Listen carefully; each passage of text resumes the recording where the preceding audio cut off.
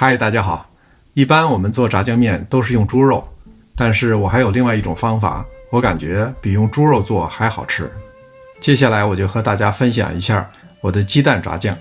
首先是调酱，黄豆酱350克，西红柿酱40克，甜面酱40克，然后再加入大约50克的水，水要一点点加，具体加多少要看酱的干湿程度，出现这种流动的状态就可以了。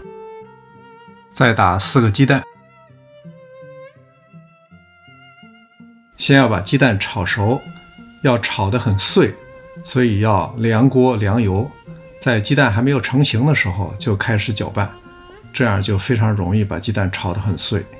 鸡蛋成型以后放入一点葱花，不要把鸡蛋炒得太老太硬，炒出葱香味立刻出锅。锅内再放少许油，把葱花煸香，下入调好的黄豆酱。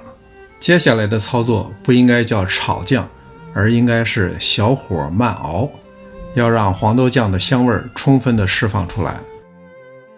加一点鸡精调鲜，如果前期调酱的时候放的水太少，就很容易把酱熬干，所以要根据浓稠情况熬5到10分钟，然后下入鸡蛋，拌匀以后就可以出锅了。这个鸡蛋炸酱面香气扑鼻，看了这个色泽，你是不是特别有食欲？我感觉用鸡蛋来做炸酱，效果比猪肉的还要好。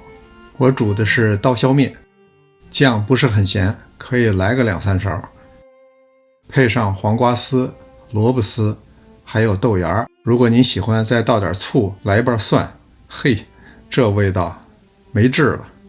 别忘了点赞订阅啊！